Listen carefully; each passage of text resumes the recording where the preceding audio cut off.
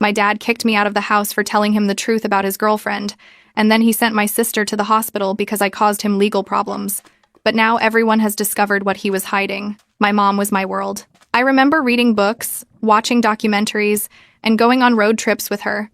She would bake cookies for my sister and me every time we were sick.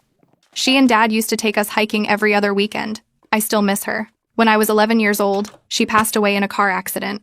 It was the hardest year of my life, and it hasn't gotten any easier. 2 years after she died, my dad started dating a woman named Nicole, and 4 years later, they are getting married. Nicole is younger than my dad. After he started dating Nicole, I saw my dad come out of his shell again, but he turned into something else. Nicole brought adventure back into his life, but they often went on elaborate trips and went out at night frequently. During all of this, I felt neglected. My dad gradually stopped taking my sister and me on our weekly hikes. He started talking less and less on the phone, and he even forgot my mom's birthday once. Since she entered our lives, I started losing my dad. He just wasn't there anymore. Once, when my sister and I were home alone, she fell down the stairs and got a huge cut on her forehead. It was clear she needed stitches, so I called my dad immediately. Nicole answered the phone, and I asked her to put my dad on. She refused, saying he was busy, and before I could say another word, she hung up. With a lot of embarrassment, I had to ask the neighbor to take us to the ER, where my dad met us later. This woman once took my mom's picture off the mantelpiece to put up a picture of her and my dad from their trip to D.C. What was the last straw for me was when she made my dad forget my mom's birthday. Every year, my sister and I go with our dad to visit my mom's grave on her birthday. It was an annual tradition even before Nicole entered our lives. Nicole and my dad went on a trip to Florida, and they were supposed to return 3 days before my mom's birthday. But, because this woman gets carsick, my dad decided to split the drive back into short stretches to make it easier for her. Because of that, he ended up missing our annual trip. He didn't even call us. Less than a week later, my dad had the nerve to tell us a surprise. Nicole is pregnant. I got angry and told my dad, "You have to get her pregnant when you can't even be here for us." Then I looked at Nicole and told her she is a piece of filth and to get out of our lives. My dad got angry and screamed at me to go to my room. Later, my grandpa came unexpectedly to pick me up. My dad didn't text me Jack. Even when I left, he didn't even look at me. It has been 2 days, and I am still at my grandparents' house. I feel embarrassed about what I said, but I don't feel overwhelming regret. Am I the bad one? Just for context, I am 17, my sister is 13, my dad is 44, and Nicole is 34. When I saw how deep the cut on my sister was, I called my dad immediately. He was staying at Nicole's house at the time. When I called, Nicole answered. She said hello. I said, "My sister is bleeding. Can you put me on with Dad?" She said, "Your dad is busy. I can't." And immediately after, she hung up. Then I went to find my neighbor. I have decided to contact my maternal grandpa tomorrow. I will tell you all how it goes. I hadn't mentioned this before, but I am currently living with my paternal grandparents. They live closer to us than my grandpa on my mom's side. I have also tried talking to my paternal grandparents, but it was a very ambiguous conversation. It's not that they didn't help sometimes, but it is clear they were justifying my dad's actions at every opportunity instead of listening to me. I don't want to live like this. I hate harboring a grudge, but I can't help it. I have asked my dad about therapy, but he doesn't believe in that kind of support. I also spoke to a school counselor. They can't guide me toward a resource without my dad's consent. The conversations usually end with them telling me to keep talking to my dad. I don't expect them to have a solution for every situation, but it would be nice if they at least listened to me completely. I also have to censor some details when I talk to them because they previously sent a police officer to my house. My dad got mad about that situation, and I don't want him to get mad at me. As for therapy, my dad doesn't believe in therapy or counseling, so my options are limited. When I spoke to the school counselor, I mentioned that when my dad and Nicole traveled abroad, he left my sister and me alone at home for 3 days and forgot to leave us money for food. That's why they sent a police officer to our house to check on us, and my dad got mad because I shared family information with strangers. Another time, he forgot to pick my sister up from swim practice for an hour or so. My dad got a call from the swim club and told me to walk 30 minutes to go get my sister. As for how I feel, my mind feels a little lighter and my heart not as heavy as before. It helped me process my emotions to some extent. I called my maternal grandpa when everyone was still asleep. It ended up being a 2-hour call. Basically, I mentioned everything I have said here and that I want to live with him if possible. He said that as much as he wants me to leave there, he can't do much without my dad's approval. I hinted at a legal approach, but he said he wouldn't be able to see us if it went that far. My grandpa also shared new information about my dad. According to him, when I was 14 and my sister was 10, My dad dropped us off at my grandpa's farm because he and Nicole were flying out. A day after they returned, my grandpa drove us back home. We were still asleep in my grandpa's car when this happened, but when my grandpa knocked on the door, my dad opened it, wasted drunk. From the little he could see, my grandpa saw that the house was a mess. He told my dad he would bring us back the next day once he was sober. We went back to my grandpa's house. Then, my grandpa received a call from my dad the next morning, threatening him with the police if he didn't bring us back immediately. My grandpa mentioned he would talk to my paternal grandparents to see if something could be done about our situation. It has been a while. I really want to thank you for your perspectives and advice. I just wanted to give an update. Regarding Thanksgiving dinner, when my dad and Nicole arrived, I asked if I could speak to both of them. My dad said he didn't want to talk and went to the living room. Nicole stayed at the front door, so I apologized for insulting her. She replied that she had to go and went to the living room. In general, she was still mad at me. Dinner was awkward because my grandma tried to get my dad and me to talk, but he didn't even bother. After dinner, I pulled him aside and apologized again. He ignored me and went straight to Nicole. I still wasn't sure if I was going to move back in with him or not, so I packed everything just in case. When he was getting ready to leave, I asked if I could come home. He said Nicole wasn't comfortable having me in the house, even though a few days had passed since the incident. I spent the whole night crying on the phone with my sister. Regarding therapy and the living situation, after my call with my maternal grandpa, he called my paternal grandparents a couple of days later to discuss my situation. I overheard the call between them. My maternal grandpa expressed that he was worried about me, especially my mental state, and asked my paternal grandparents if they would be willing to talk to my dad to put me in therapy. My grandparents said they would be willing to take me to their church's mental health support group or speak with their faith leader who specializes in grief counseling. My grandpa rejected the idea and mentioned the need for more professional help, but they weren't receptive. The three of them also had a heated conversation about my living arrangement. My grandpa said it was ridiculous for a grown man to kick out his daughter, and that it was shameful that my paternal grandparents weren't insisting on helping me return home. That was all I heard of the conversation. Now, my grandma started taking me to private weekly sessions with the religious leader. I am not entirely happy with the arrangement, but it has helped me start processing my grief in a healthier way. Also, I am still living with my grandparents. I have apologized over and over by text to my dad and through my grandparents, but he hasn't responded. My maternal grandpa has called my dad many times, but my dad blocked him. I am thinking of telling my school counselor next semester all the details about my dad and not omitting anything to protect him. I also wasn't invited to my dad and Nicole's Christmas dinner, which hurt, but I am starting to not want a relationship with my dad. I don't know if my feelings will change. In a twisted way, it was good he didn't let me come back home to him. The space has helped me focus on myself. I scheduled a meeting with the counselor for next week while my dad is in California. I'm not going to lie. I feel anxious because I haven't told anyone. I am trying to time it so he isn't here or can't be here when all this happens.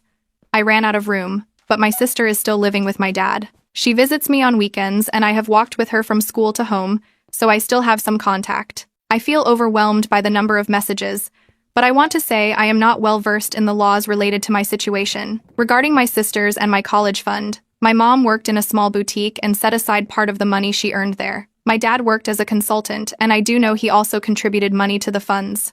I don't know if my sister and I received any money from benefits or any monetary inheritance from my mom after she passed. I am still processing a lot of information and getting it down in writing first. I even recently opened a bank account with my grandparents' help, so now I won't depend on him for simple monetary needs. I have thought about emancipation, but in less than a year I will turn 18, so I don't know if that path is worth my energy given everything else. Thanks also for leaving information in the comments. I will definitely check all of that out. Also, I know it is a small percentage of people, but please do not send me messages telling me to do violent things to my dad or Nicole or wishing harm on their baby. I don't need that, nor would I wish it on anyone. I wasn't sure if I could still add long updates to my old post, but I wanted to give one. Right now, everything is a mess, so I will do my best to be coherent. Looking back, this was stupid on my part, but after scheduling an appointment with my counselor, I mentioned it while talking on the phone with my sister. On the call, I never explicitly said I intended to report him, but she started getting very nervous and telling me it wasn't a good idea. She ended up crying on the call, saying I would be hurting our dad if I reported him. To calm her down, I told her I wouldn't go to the appointment. Even so, I still planned to go to the meeting with the counselor. I scheduled the meeting for the second week of January, while my dad was in California. The night before the meeting, I received a call from my dad. He said that if I ever wanted to have a place to live again, not to spread lies about him to the counselor. I told him I would never do that, and the call ended there. It was the first time I had spoken to him in days, and I had never given him any indication that I planned to report him. I realized my sister must have said something, so I called her to talk.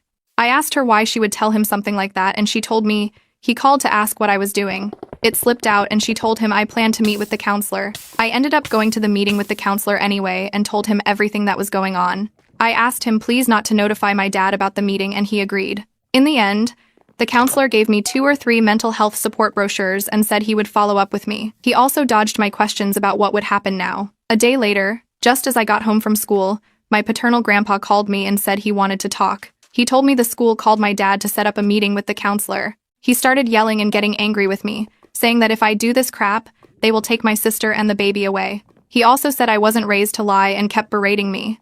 I never thought my grandpa was capable of getting like that, but it scared me how angry he got.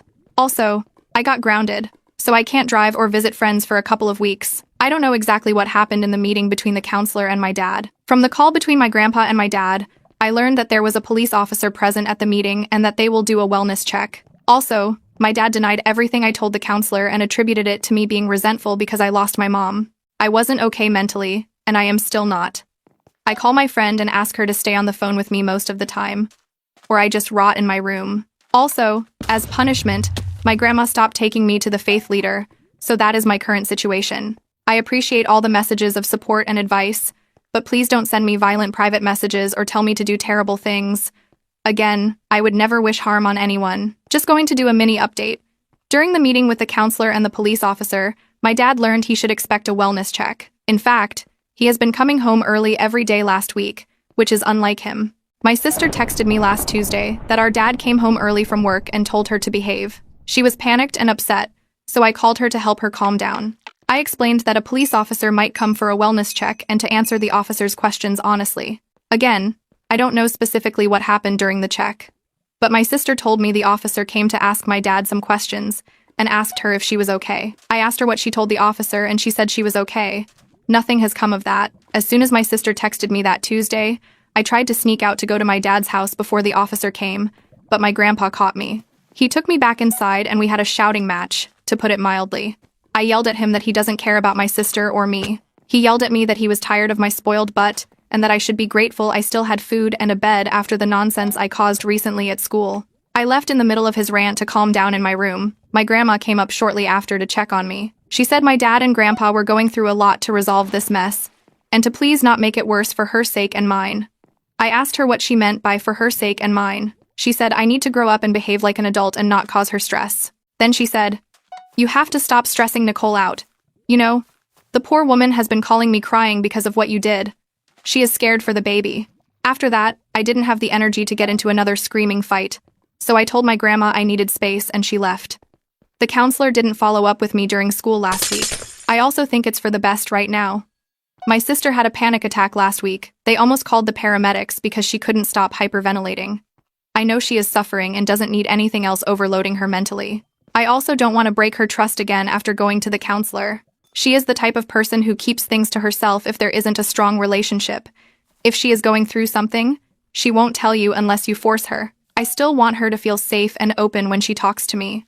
I am still evaluating my options and trying to find the best path forward.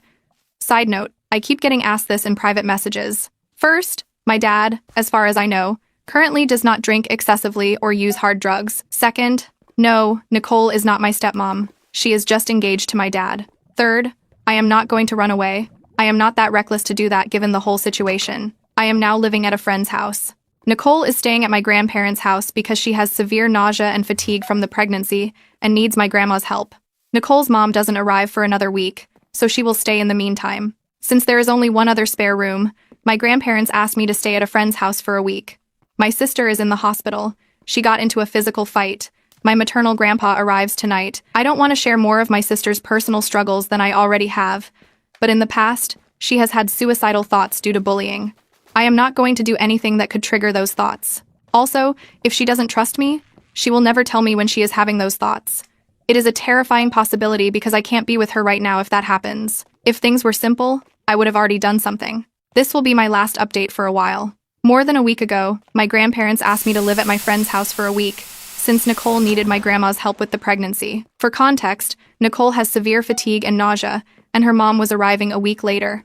Also, My grandparents only have one extra bedroom, which is why they asked me to live at my friend's house. I wasn't upset with the arrangement. I could be away from everyone, which was helpful.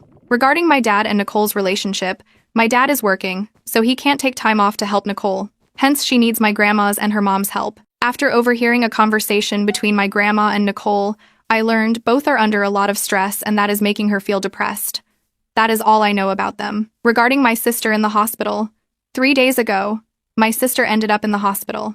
My sister has been bullied for a long time. We have reported it to the school numerous times, but they never do anything. A girl who has been harassing her online started insulting her and laughing at her while they were walking to class.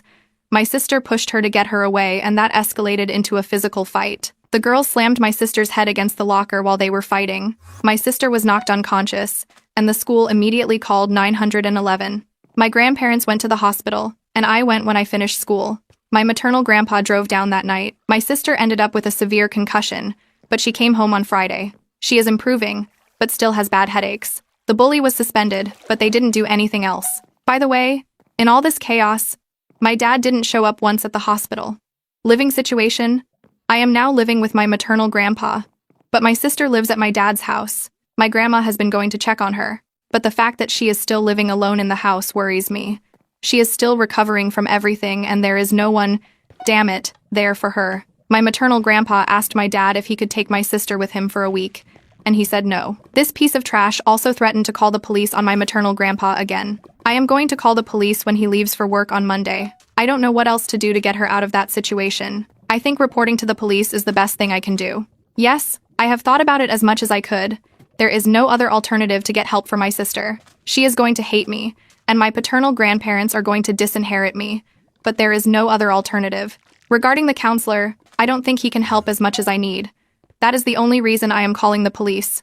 There is no one with her. My paternal grandma goes for 15 or 20 minutes, and she is left alone the rest of the day. She threw up everything twice on Saturday, and there was no one home when it happened. Also, I have no idea if my grandma would show up if my sister called asking for help. Now I am about 2 hours away, so I can't go. Don't worry about finances. I have a decent scholarship from my university, and I will work, so I am not that worried. Police and my grandma found my sister unconscious in the house. She is in the hospital again, and they think she hit her head again when she fell. Child Protective Services is already involved. Nicole decided to have her impromptu gender reveal party this weekend, while my sister is in the hospital and my dad is under a CPS investigation.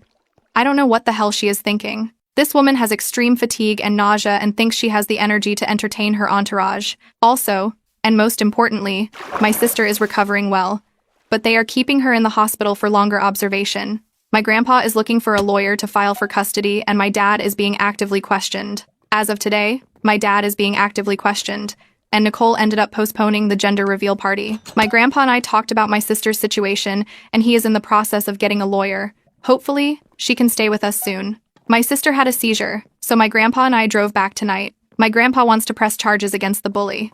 Yes, it is a bitter pill to swallow and even harder to accept reality as it is. I had to repeat to myself that he is no longer my dad, nor will he ever be. Reconfiguring the way you see a person close to you is not easy at all, and I have questioned many of my decisions in the last 2 months. But I know it is for the best. Another one of my biggest fears was losing the sense of family. Although he was never there, or my paternal grandparents took his side, the idea of family still existed. But even that, I had to rethink and understand why I felt that way. It is a process to repeat to yourself that this is not the way a family is supposed to work. I am meeting with a CPS worker this week. Also, the doctor suspects my sister might have a more severe traumatic brain injury than previously thought, so she will stay in the hospital this week. Nicole announced she was expecting a girl after they admitted my sister to the hospital for the 3rd time. Dad still hasn't shown up. The only thing he has done is call my maternal grandma to tell her he will be out of town this week. My sister has mobility issues. They still don't know to what extent. My sister will need physical therapy for the next few months, but she is recovering slowly. The school has extended the bully's suspension, and the administrators have started direct communication with the grandparents. I have the meeting with CPS today after school. The meeting with CPS went well. A lot of the questions focused on my sister's situation, but I mentioned the ER visit and my dad's absence. I also brought recordings of conversations, but they couldn't really do anything with them. I heard they will talk to a couple more relatives and with Nicole. I really want to thank you for your support and wonderful advice. It has been a roller coaster in general, but I am glad it is finally coming to an end. I know a lot still awaits me, but I am relieved my sister is safe. Just to preface, all of this literally happened today. My other post was also getting too long, so I thought about making a new one. At school, the receptionist called me over the intercom in the middle of my exam. I went and saw my dad standing there. This man pulled me out of class to take me back home, quote unquote. I told him immediately I wasn't going to go, and he said I had no choice and to move. By the way, during all this, we were still in the office. Then I yelled at him to leave, and he yelled at me to shut up and move. The receptionist intervened and asked if there was a problem. I told her I refused to go back with him, and asked her to call my grandpa. My dad then grabbed my arm and tried to drag me out of the office, and I just kept screaming. The lady called the security guard and he came. My dad told him I was acting like a brat and that I was his daughter, his problem. I told the officer that I now live with my grandpa and not with him.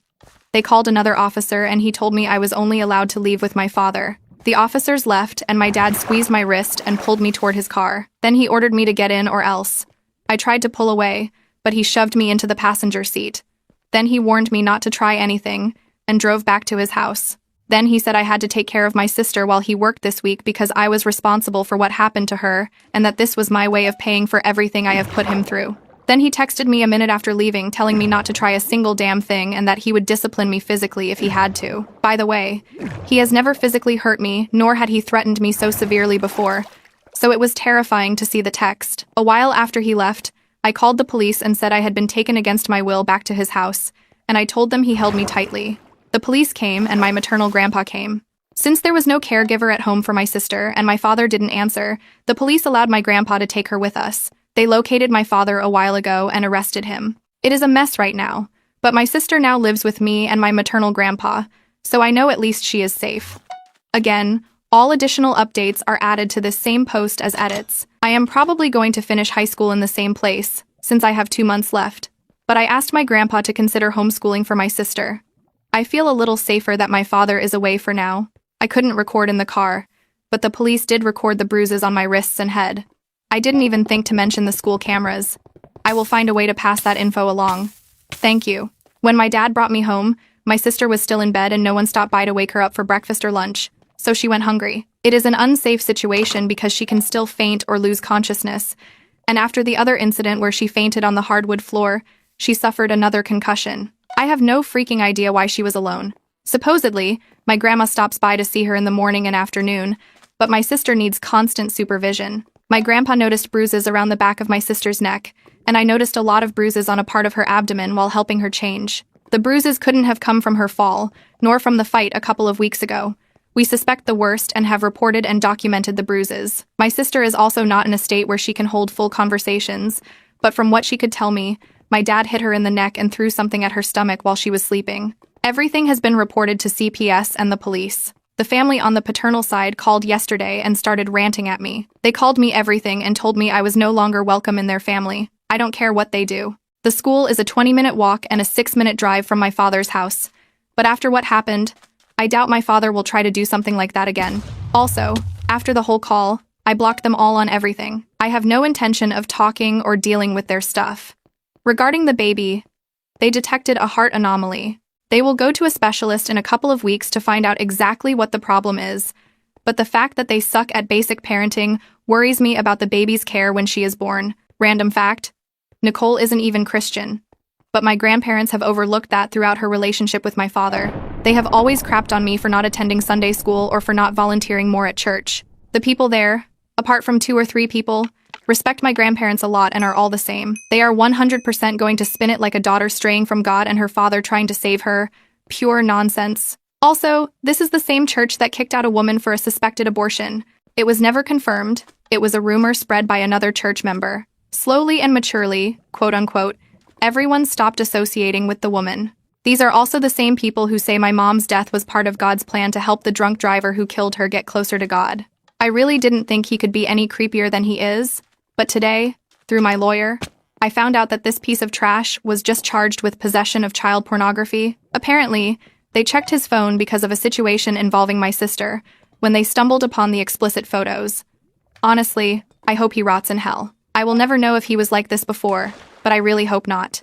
My sister has suicidal thoughts, but when she recovers a bit, my grandpa already has a potential therapist. We are worried about her. She has been through much more than me. by far, and hasn't received a shred of help. From conversations I overheard between my grandpa and other relatives, it is very likely she will do homeschool for a year or so. The news has already reached the church and the school. I have had people ask me indirectly, but I changed the subject. No one has pressed the conversation. Nicole is in the hospital because she was bleeding a lot and they don't know if the baby is okay. My sister is recovering well and will start physical therapy soon. I also committed to a combined BSMD program yesterday. Nicole and the baby are okay, but the police are investigating Nicole for something, although I don't know why. Thank you. I have 2 scholarships that will cover my part of the cost, but I will work so I am not too worried. My grandpa has offered therapy several times, but I have been a little scared to restart the process and go through that again. The bully is in the process of being expelled, and there is an internal investigation into the handling of the situation. My grandpa went ahead to press charges, but I really don't know much on that front. He deliberately keeps me out of the loop so as not to stress me. They also found illegal content on Nicole's phone and computer, and she has been detained.